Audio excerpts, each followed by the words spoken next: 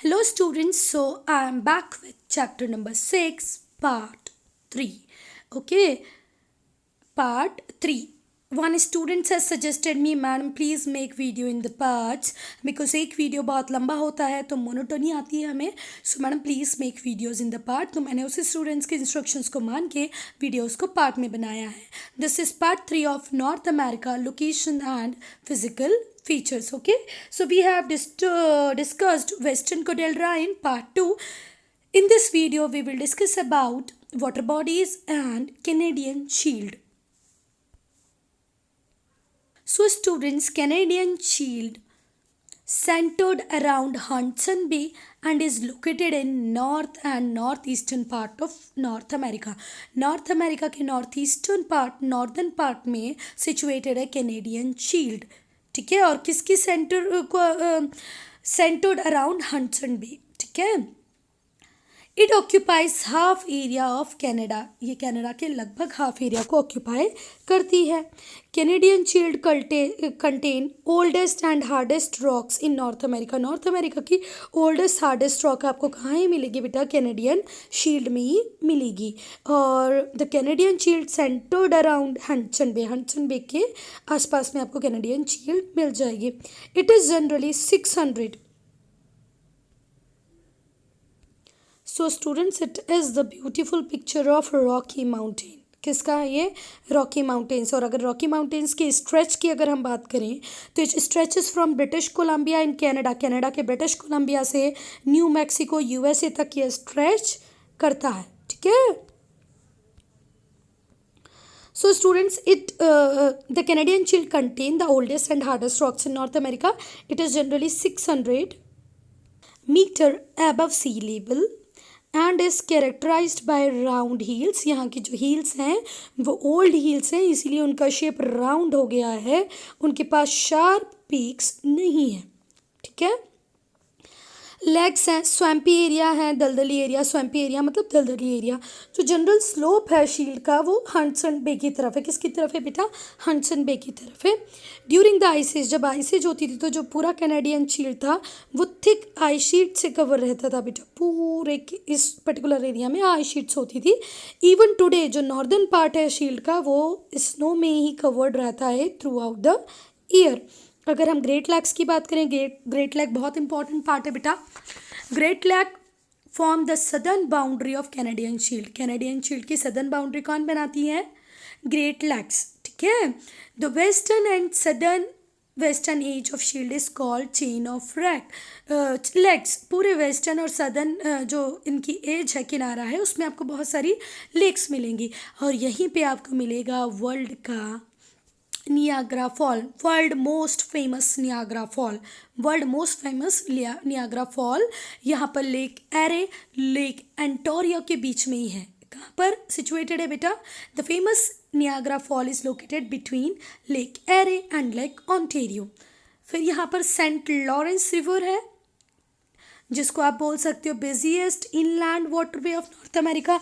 अगर आपसे कोई पूछेगा कि इनलैंड वाटरवे नॉर्थ अमेरिका का जो सबसे बिजी रहता है उसका नाम क्या है, तो आप बोलेंगे Saint Lawrence river.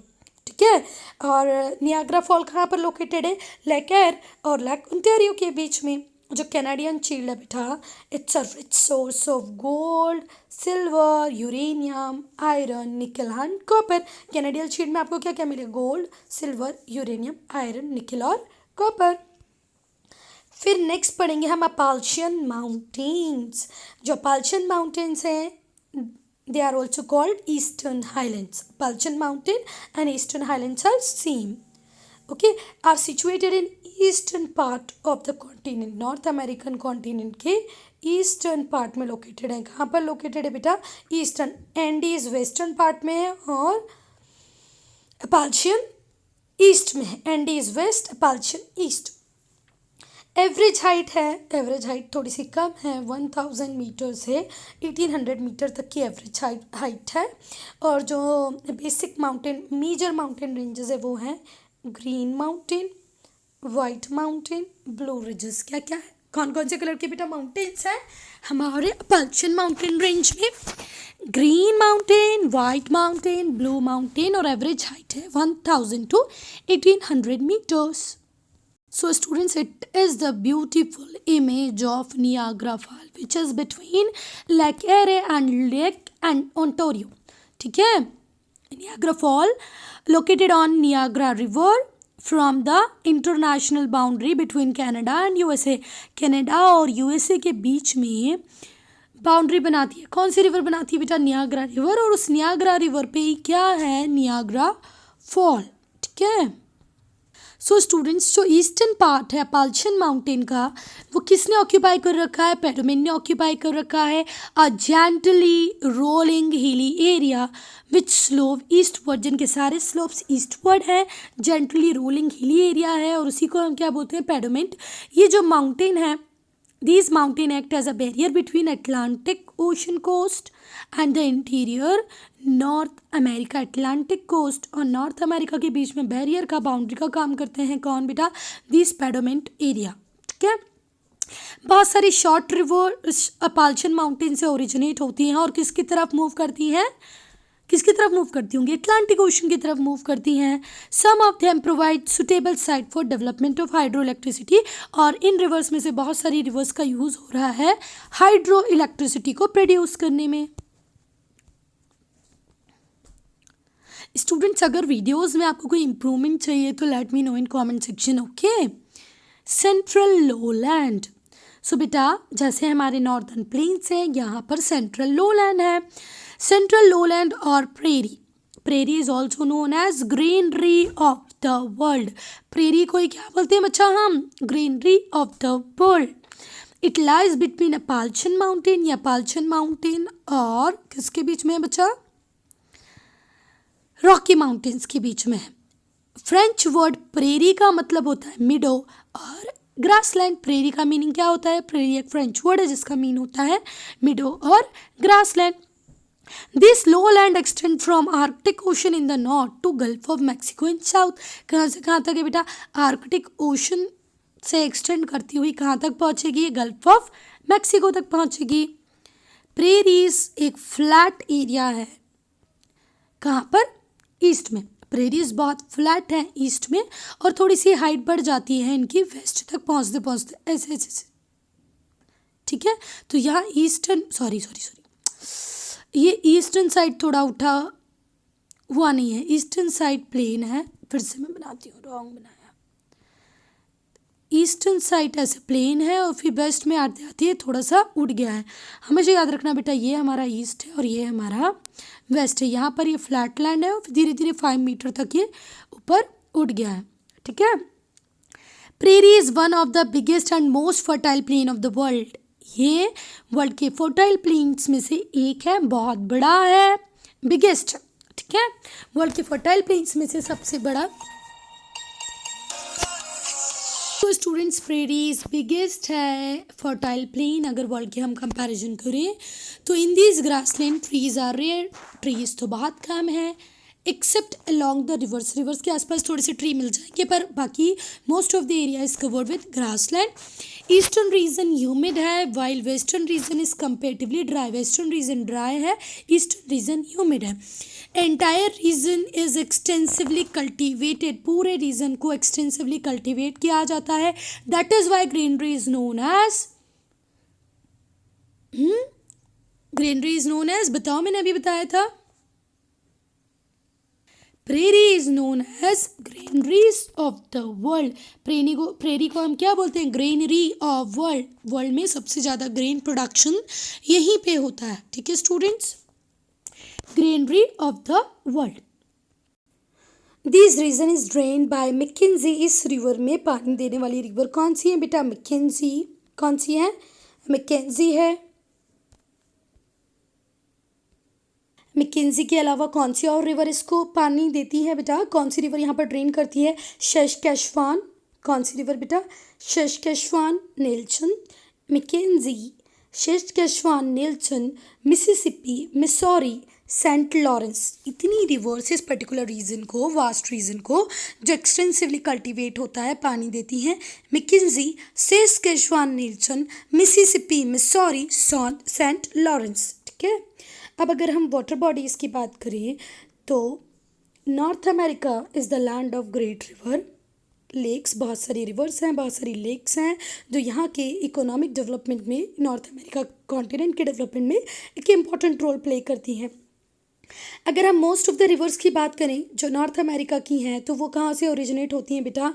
Western Kodra से ओरिजिनेट होती हैं और आर्कटिक ओशन में ड्रेन कर जाती हैं, कुछ पैसिफिक ओशन में ड्रेन करती हैं, कुछ अटलांटिक ओशन में, तो कुछ गल्फ ऑफ मैक्सिको ने। तो ओरिजिनेशन इनका वेस्टर्न कोडरा से होगा, पर इनका ड्रेन अलग अलग होगा। Somewhere it drains in Arctic ocean, somewhere Pacific, somewhere Atlantic and gulf of Mexico. अगर हम मेन रिवर्स की बात करें तो मेन रिवर्स होती हैं जो आर्कटिक ओशन की तरफ फ्लो करती हैं, अपना वाटर आर्कटिक ओशन को देती हैं, वो हैं मैकेंजी, सस्केचुआन एंड द नीलचन।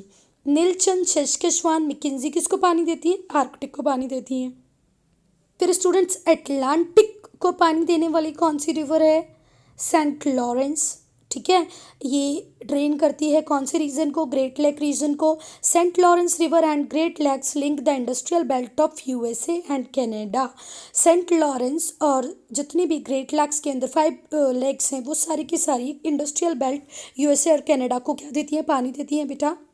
ठीक है, और मिल के इनलैंड लार्जेस्ट इनलैंड वाटरवे बनाती हैं वर्ल्ड का। अदर इंपॉर्टेंट रिवर्स हैं Hudson and Potomac. Potomac, Hudson, Saint Lawrence किस में ड्रेन करती हैं बेटा? अटलांटिक ओशन में ड्रेन करती हैं। प्लस ये लार्जेस्ट बेल्ट बनाती हैं किसके बीच में? कनाडा और यूएसए के बीच में, इनलैंड वाटरवेज का। नेक्स्ट है जो गल्फ ऑफ मैक्सिको में ड्रेन करेंगे। कहाँ पर ड्रेन करेंगे बेटा? मैक्सिको में। तो मैक्सिको, गल्फ ऑफ मैक्सिको में ड्रेन करने वाली मिसिसिपी है और इसकी बहुत सारी ट्रिब्यूटरीज। अब ट्रिब्यूटरी क्या होती है बेटा? अगर ये एक मेन रिवर है तो इसको पानी देने वाली रिवर्स को हम क्या बोलते हैं? ट्रिब्यूटरीज। ठीक है, they drain a large part of central USA. फिर हम पढ़ेंगे Rio Grande river. Rio Grande rivers जो है वो यूएसए और मैक्सिको के बीच में क्या बनाती है बेटा? बाउंड्री बनाती है। बहुत सारी रिवर जो पैसिफिक ओशन में फ्लो करती हैं, उनमें से एक है कोलंबिया फ्रेजर। कोलंबिया फ्रेजर जो कहाँ पर ड्रेन करेंगे बेटा? कहाँ पर? पैसिफिक ओशन में। अब लेक्स की बात करें तो जो नॉर्थ अमेरिका है, North America has more lakes than any other continent. हर कॉन्टिनेंट के कंपैरिजन में नॉर्थ अमेरिका में आपको ज़्यादा लेक्स मिलेंगी, और वो भी सेंट्रल लोलैंड में। कहाँ पर बेटा? सेंट्रल लोलैंड में। यहाँ पर चेन है 5 रिवर्स की, और वो 5 रिवर्स के नाम है superior, Michigan, Huron, array, Ontario. ठीक है, ऑल्सो कॉल्ड ग्रेट लेक्स। और इन सबको मिला के क्या बोला जाता है? Great lakes. ग्रेट लेक्स के अंदर 5 रिवर्स आएंगी, Superior, Michigan, Huron, Erie, Ontario are the largest bodies of North America. Largest water bodies है नॉर्थ अमेरिका की।